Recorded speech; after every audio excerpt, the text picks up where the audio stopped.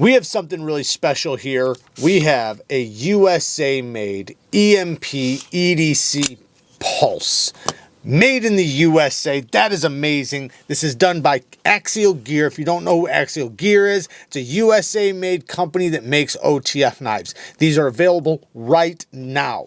So I will put the link down in the description for you guys. Check the link. They're available. This is a MAGNACUT blade with a straight back MAGNACUT blade with a beautiful stone wash. Nice deep stone wash.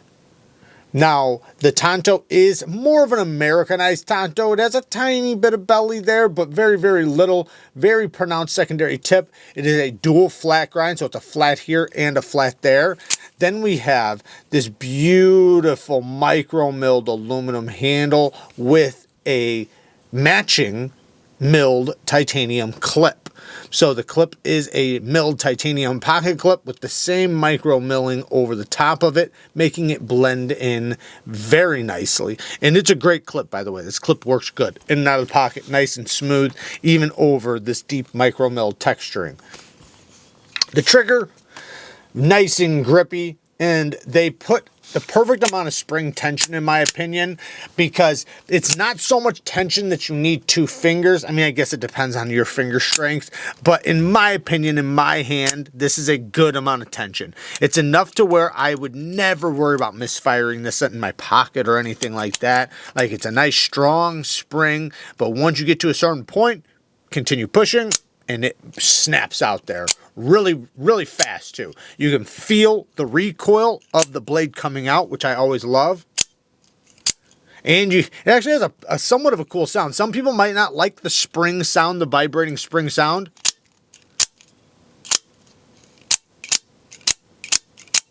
I kind of like it. It is very, very snappy. Now, the overseas made one, because, and this is another thing, man, I'm really happy to see him bring to the market a USA made knife, because he didn't have to. Jamie and John from EMP have been doing a killer job. They've been just knocking design out of the park after design, like just one after another. So the fact that they put so much effort into bringing to the knife market a USA made knife from, you know, their company with their name on it, to me, that's an amazing thing. So happy to see it and happy to support. They're a great couple, a great team, and they do a killer job. They do a really, really good job.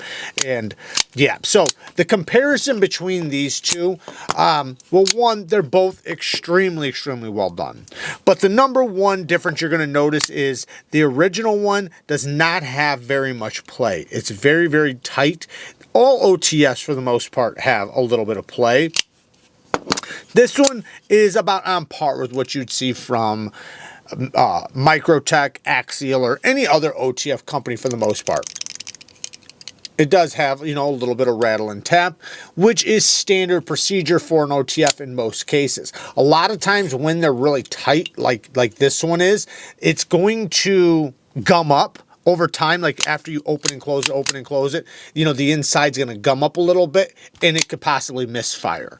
So that's the reason why they leave them free flowing with a little tiny bit of play, which does not do anything to the lock strength. Like, this is still something you could hammer through a table and not have to worry about it failing. Which I've seen little $40 ones do. So anyways, they did a killer job on this. I love the big hardware. Look at this hardware.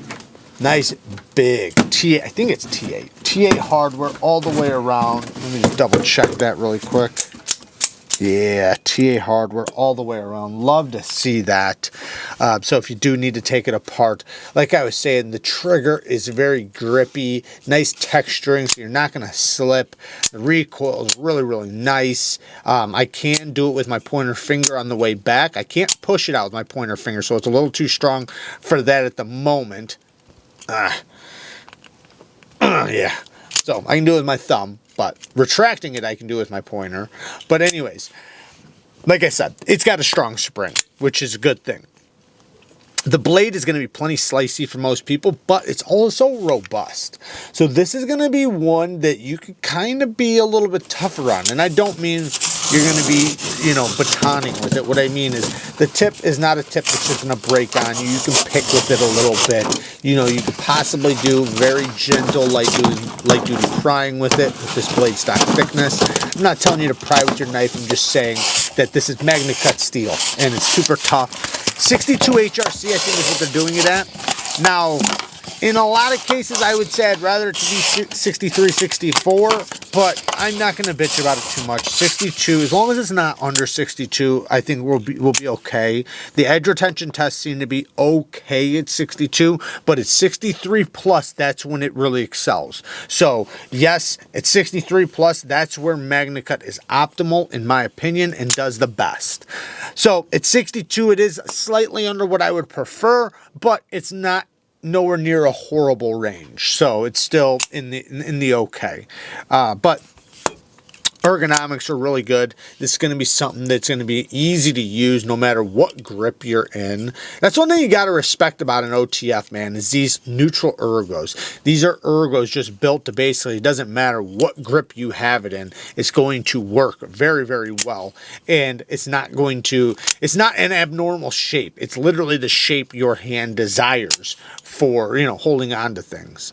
Anyways, man, EMP, killer job. Axial gear knocked it out of the park, and I love to see it. I do plan on doing some more testing on this so we can get some more videos out on it, but I just figured I'd show you guys it. So, you know, if you guys want to pick one up, they are available right now. And before they're sold out, I figured I'd show you. Work hard, stay tough. Until next time, peace.